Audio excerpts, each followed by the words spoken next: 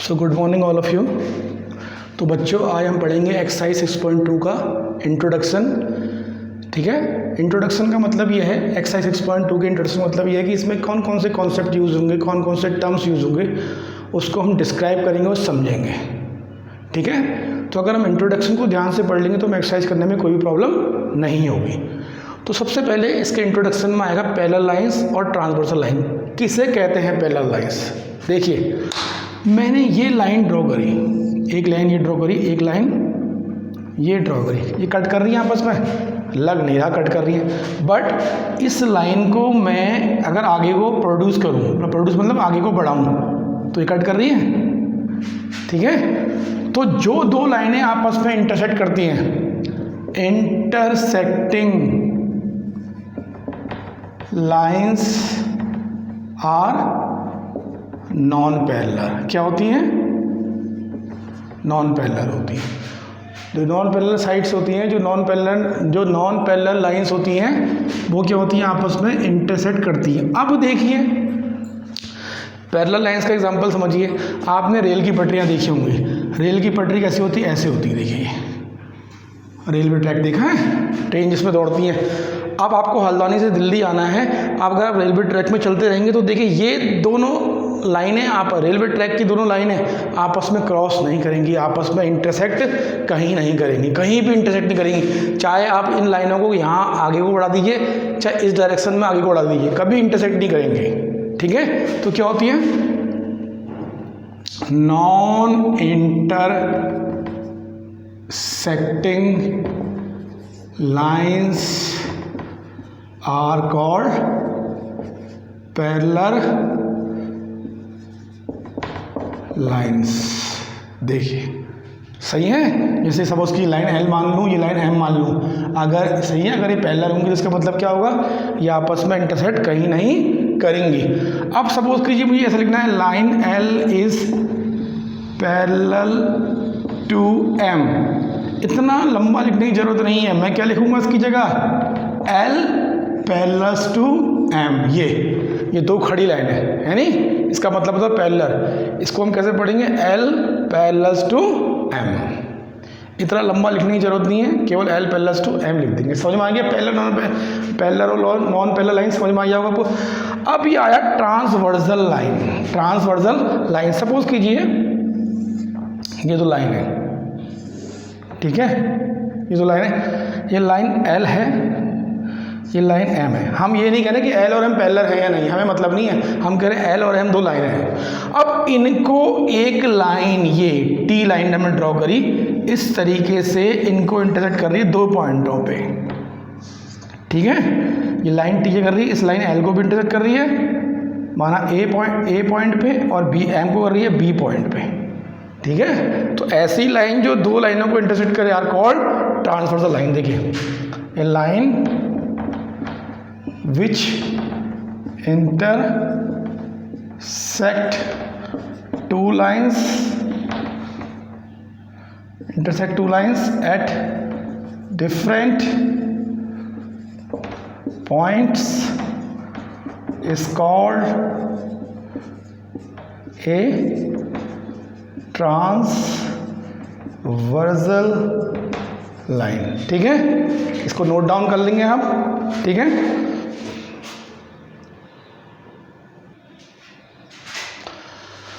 अब इसके बाद देखिए बेटा, इस चैप्टर में तीन वर्ड बहुत जरूरी आएंगे, बहुत बार आएंगे। Corresponding angles, alternate interior angles. ये कैसे एंगल्स हैं, कैसे फॉर्म होते हैं, ये हमको सीखना है। देखिए, सपोज कीजिए दो लाइन है, ये लाइन एल और ये लाइन एम है। ठीक है, इनको ट्रांसवर्सल लाइन टी इंटरसेक्ट करिए, एल को इस पॉइंट पे, एल को इस पॉइंट पे। अब देखिए कितने एंगल बने। आपको पता है जब लाइन इंटरसेक्ट करती है तो एंगल्स बनते हैं। एक एंगल ये बना, इसको एंगल 1 मान लिया, एक एंगल ये बना, इसको एंगल 2 मान लिया, एक एंगल ये बना, इससे एंगल 3 मान लिया, एक एंगल ये बना, इसको एंगल 4 मान लिया। अब और कौन सा एंगल बनना है? ये बनना है, ये बना, इसे एंगल 5 मान लिया, ये मिला, इसे एंगल 6 मान लिया, ये बना, इसे एंगल 7, इसे एंगल 8। अब देखिए ये सब एंगल कब बनेंगे? जब दो लाइनें जब दो लाइनों को एक लाइन ट्रांसवर्सल लाइन इंटरसेक्ट करेगी तब कॉरस्पॉन्डिंग एंगल्स बनेंगे, तब अल्टरनेट इंटीरियर एंगल बनेंगे, तब इंटीरियर एंगल्स बनेंगे। अब हम कहते हैं कॉरस्पॉन्डिंग एंगल किसे कहते हैं। कॉरस्पॉन्डिंग एंगल का फर्स्ट पेयर क्या होता है, देखिए एंगल 1 और एंगल 5, ये देखिए ये वाला एंगल और ये वाला एंगल क्या कहलाता है, कॉरस्पॉन्डिंग एंगल। देखिए तो पहला पेयर क्या हो गया, एंगल 1 एंड एंगल 5, ये कॉरस्पॉन्डिंग एंगल कहलाते हैं, ठीक है, ये देखिए ये, ठीक है। अब क्या बना, दूसरा पेयर क्या हुआ, एंगल 2 और एंगल 6, सेकेंड पेयर ये हो गया। तो कॉरस्पॉन्डिंग एंगल के दो पेयर बने, पहला क्या बना एंगल 1 और angle 5, first pair of corresponding angle. दूसरा क्या बना एंगल 2 और एंगल 6, सेकंड पेयर, ये बना कॉरस्पॉन्डिंग एंगल का, ठीक है। अब अल्टरनेट इंटीरियर एंगल कब बनते हैं, अल्टरनेट इंटीरियर एंगल किसे कहते हैं, एंगल 3 एंगल 5, ये फर्स्ट पेयर हो गया, एंगल 3 एंड एंगल 5, ये फर्स्ट पेयर हो गया अल्टरनेट इंटीरियर एंगल का, ठीक है। अब देखिए एंगल 4 एंगल 6, ये सेकंड पेयर हो गया, एंगल 4 एंड एंगल 6, ये हो गया alternate interior angle. Angle 4 angle 6 first pair, angle 3 और एंगल 5 सेकंड पेयर, ठीक है। अब क्या है इंटीरियर एंगल्स, इंटीरियर एंगल्स किसे कहते हैं, देखिए एंगल 4 और angle 5 is first pair of interior angle on the same side. अब एंगल 3 और एंगल 6 सेकंड पेयर हो गया, एंगल 3 एंड एंगल 6, सही है। एंगल 4 और एंगल 5 ये फर्स्ट पेयर हो गया इंटीरियर एंगल्स का, एंगल 3 एंड एंगल 6 ये सेकंड पेयर हो गया इंटीरियर एंगल्स का, ठीक है। समझ गए कॉरस्पॉन्डिंग एंगल किसे कहते हैं, अल्टरनेट इंटीरियर एंगल्स किसे कहते हैं, इंटीरियर एंगल्स किसे कहते हैं। ये तब बनते हैं जब दो लाइनों को एक ट्रांसवर्स लाइन इंटरसेक्ट करती है। बार बार पॉज करेंगे और बार बार इस कॉन्सेप्ट को देखेंगे, ठीक है।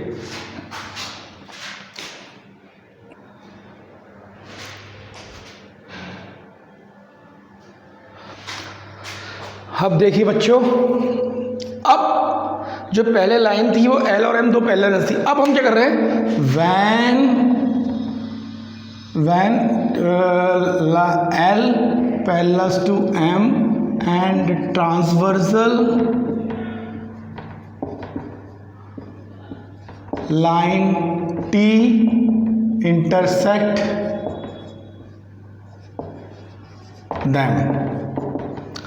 अब हमने कह दिया दो पैरेलल लाइन्स हैं, एक लाइन एल है एक लाइन एम है, ये लाइन एम मान ली, ये लाइन एम मान ली। हमें दिया है कि एल पैरेलल टू एम और एक ट्रांसवर्सल लाइन टी इनको इंटरसेक्ट कर रही है, तो वही एंगल बनेंगे। ये एंगल 1 मान लिया, ये एंगल 2, ये एंगल 3, ये एंगल 4, ये एंगल 5, ये एंगल 6, ये एंगल 7, ये एंगल 8। अब क्या होता है इसमें, देखिए पहले केस में एल पैरेलल टू एम नहीं दिया था, जो जस्ट उससे पहले बताया मैंने, उसमें एल और एम पैरेलल नहीं दिया था। अब इसमें कह दिया है एल पैरेलल टू एम, मतलब ये लाइन एल है वो इस लाइन एम के पैरेलल है। अब क्या होता है, वही कॉरस्पॉन्डिंग एंगल बनेंगे, अल्टरनेट इंटीरियर एंगल बनेंगे, इंटीरियर एंगल बनेंगे, बट इनमें रिलेशन इस्टेब्लिश हो जाता है, जैसे एल पैरेलल टू एम होता है जब दो लाइनें पैरेलल होती है। तो कॉरस्पॉन्डिंग एंगल पहला पेयर कौन सा बना, एंगल 1 और एंगल 5, ये दोनों क्या होते हैं, इक्वल होते हैं। एंगल 1 इक्वल टू एंगल 5, जब दो लाइनें पैरेलल होती हैं तो कॉरस्पॉन्डिंग एंगल्स का फर्स्ट पेयर भी इक्वल होता है, कॉरस्पॉन्डिंग एंगल का सेकंड पेयर भी इक्वल होता है। सेकंड पेयर कौन सा है, एंगल 2 और एंगल 6, देखिए एंगल 2 इक्वल टू एंगल 6। तो आपने क्या सीखा, जब दो लाइनें पैरेलल होती हैं और उन्हें ट्रांसवर्सल लाइन इंटरसेक्ट करती है तो कॉरस्पॉन्डिंग एंगल के दोनों पेयर इक्वल होते हैं, मतलब एंगल 1 इक्वल टू एंगल 5 हो जाएगा, एंगल 2 इक्वल टू एंगल 6 हो जाएगा। अब अल्टरनेट इंटीरियर एंगल्स में क्या होता है, अल्टरनेट इंटीरियर एंगल्स के दोनों पेयर इक्वल होते हैं, angle 4 equal to angle 6 and second pair क्या है, एंगल 3 इक्वल टू एंगल 5। तो आपने क्या सीखा, जब दो लाइनें पैरेलल होती हैं तो अल्टरनेट इंटीरियर एंगल्स के दोनों पेयर इक्वल होते हैं, मतलब angle 4 equal to angle 6, angle 3 equal to angle 5। ये तभी होगा जब दो लाइनें पैरेलल होंगी। अब इंटीरियर एंगल्स क्या होते हैं, जब दो लाइनें पैरेलल होती हैं और एक ट्रांसवर्सल लाइन इंटरसेक्ट करती है तो इंटीरियर एंगल्स के दोनों पेयर क्या होते हैं, सप्लीमेंट्री। सप्लीमेंट्री मतलब सम 180, मतलब एंगल 4 प्लस एंगल 5 क्या होगा, 180 होगा प्यारे बच्चों, और एंगल 3 प्लस एंगल 6 भी क्या, सेकंड पेयर भी क्या होगा, supplementary. Angle 3 plus angle 6 equal to 180 degree. ये आपको बहुत ध्यान से समझना है, समझ में आया। तो हमने क्या देखा, जब दो लाइनें पैरेलल्स होती हैं और उनको ट्रांसवर्सल लाइन इंटरसेक्ट करती है तो कॉरस्पॉन्डिंग एंगल्स के दोनों पेयर इक्वल होते हैं, मतलब angle 1 equal to angle 5, angle 2 equal to angle 6। Next point, जब दो लाइनें पैरेलल होती हैं, ट्रांसवर्सल लाइन इंटरसेक्ट करती है तो अल्टरनेट इंटीरियर एंगल्स के दोनों पेयर इक्वल होते हैं, means angle 4 equal to angle 6, angle 3 equal to angle 5। और इंटीरियर एंगल्स क्या होते हैं, जब लाइन L और लाइन M पैरेलल होती है, ट्रांसवर्सल लाइन इंटरसेक्ट करती है तो इंटीरियर एंगल्स के दोनों पेयर सप्लीमेंट्री होते हैं, means angle 4 plus angle 5 equal to 180 degree, second pair angle 3 plus angle 6 equal to 180 degree. ठीक है, ध्यान से समझेंगे इसे।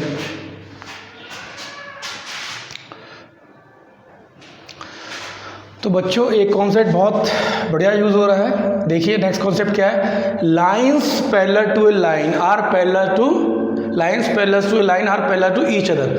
अब मैं क्या कह रहा हूँ इस बात को समझिए, मैंने लाइन L ली, लाइन M ली, लाइन L और लाइन M दो ली, ठीक है। अब जो लाइन L है वो किसके पैरेलल है, थर्ड लाइन N के पैरेलल है, और जो लाइन M है वो भी इस थर्ड लाइन N के पैरेलल है, समझे। मतलब जो L लाइन है वो इस लाइन N के पैरेलल है, जो ये M लाइन है वो इस लाइन N के पैरेलल है। तो इसका मतलब क्या होगा, तीनों की तीनों लाइनें आपस में एक दूसरे के पैरेलल हो जाएंगी, मतलब L, M और N तीनों की तीनों आपस में पैरेलल होंगी। ये सही है, ये तीनों की तीनों पैरेलल हो जाएंगी।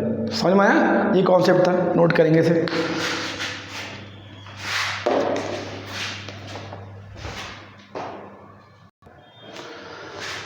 तो बच्चों आपके एक्सरसाइज 6.2 के इंट्रोडक्शन में आपकी बुक में कुछ एग्जाम दिए हैं, कुछ थ्योरम दिए हैं, मैं ऑलरेडी डिस्कस कर चुका हूँ, वही अभी दोबारा भी डिस्कस करेंगे। तो आपको जितने भी 2 एग्जाम दिए हैं मेरे ख्याल से 4 या 5 थ्योरम है, तो you have to write their statement only, आपको अपनी कॉपी में उनके स्टेटमेंट लिखने हैं। एग्जाम 6.2 दिस ज़्यादा नहीं लिखना है, केवल उनके स्टेटमेंट लिखना है, ठीक है। मैं भी आपको समझा रहा हूँ धीरे धीरे।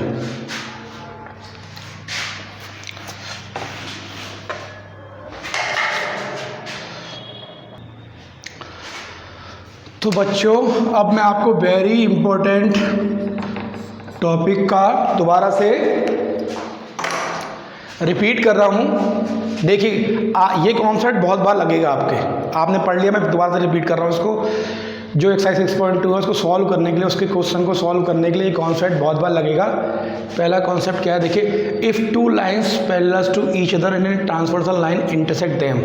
मैं डायग्राम बना रहा हूँ, 2 लाइन है L और M, क्या है, पैरेलल है और एक ट्रांसवर्सल लाइन में इंटरसेक्ट कर रही, तो एंगल बनेंगे angle 1, angle 2, angle 3, angle 4, angle 5, angle 6, angle 7, angle 8।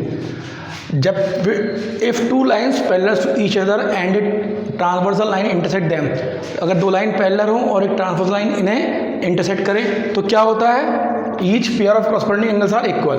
अगर 2 लाइन पैरेलल हैं और एक ट्रांसवर्सल लाइन इंटरसेक्ट कर रही है तो हमें क्या मिलता है, हम क्या लेते हैं, कॉरस्पॉन्डिंग एंगल का ईच पेयर इक्वल होगा। Angle 1 equal to angle 5, angle 2 equal to angle 6, ठीक है। Each pair of alternate interior angles are equal, each pair of alternate interior angles भी इक्वल होंगे।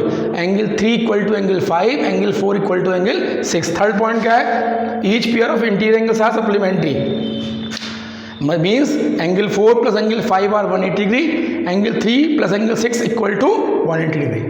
अगर लाइन पैरेलल है, L पैरेलल टू M है और एक ट्रांसवर्सल लाइन इंटरसेक्ट कर रही है तो कॉरस्पॉन्डिंग एंगल इक्वल होंगे each pair, angle 1 equal to angle 5, angle 2 equal to angle 6, ठीक है।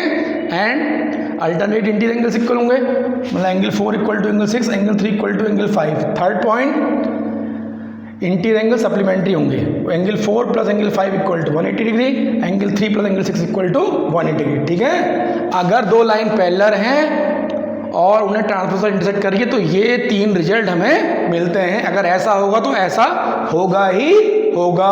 अगर 2 लाइन पैरेलल है, उन्हें एक ट्रांसवर्सल लाइन इंटरसेक्ट कर रही है तो कॉरस्पॉन्डिंग एंगल का ईच पेयर इक्वल होगा, अल्टरनेट इंटीरियर एंगल्स का ईच पेयर इक्वल होगा और इंटीरियर एंगल्स का ईच पेयर सप्लीमेंट्री होगा।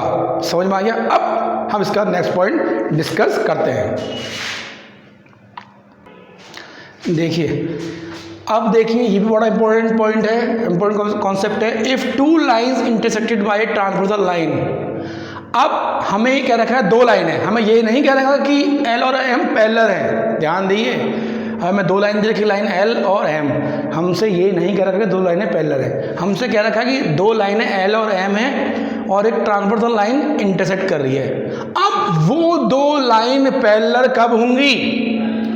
अगर हमें शो करना है कि वो दो लाइनें पैरेलल हैं तो हमें क्या दिखाना पड़ेगा? If any one pair of corresponding angles are equal, अगर कोई भी एक पेयर कॉरस्पॉन्डिंग एंगल्स का इक्वल हो, एंगल 1 इक्वल टू एंगल 5 हो तो दोनों लाइनें पैरेलल हो जाएंगी, या एंगल 2 इक्वल टू एंगल 6 हो तब भी दोनों लाइनें पैरेलल हो जाएंगी, या any one pair of alternate interior angles are equal, या अल्टरनेट इंटीरियर एंगल्स का कोई भी एक पेयर इक्वल हो, एंगल 4 इक्वल टू एंगल 6 हो तो भी दो लाइनें पैरेलल प्रूफ हो जाएंगी, एंगल 3 इक्वल टू एंगल 5 हो तब भी दो लाइनें प्रूफ हो जाएंगी। ठीक है, any one pair of interior angles का सप्लीमेंट्री, कोई भी एक पेयर इंटीरियर एंगल्स का सप्लीमेंट्री हो, अगर एंगल 4 प्लस एंगल 5 180 हो तो भी दो लाइनें पैरेलल हो जाएंगी, एंगल 3 और angle 6 angle 3 plus angle 6 equal to 180 हो तो भी दो लाइनें एल और एम पैरेलल हो जाएंगी। तो आप समझे, अगर मुझे दो लाइनें एल और एम को पैरेलल दिखाना है, पैरेलल प्रूफ करना है, तो मैं क्या करूंगा? मैं करस्पॉन्डिंग एंगल का कोई भी वन पेयर इक्वल दिखा दूंगा। अगर मुझे एल और एम को पैरेलल प्रूफ करना है तो मैं या तो एंगल 1 इक्वल टू एंगल 5 पहला पेयर करस्पॉन्डिंग एंगल का इक्वल दिखा दूं, या second pair angle 2 equal to angle 6 corresponding angle का सेकंड पेयर इक्वल दिखा दूं, तो दो लाइनें पैरेलल में प्रूफ कर दूंगा। ठीक है, समझ में आया?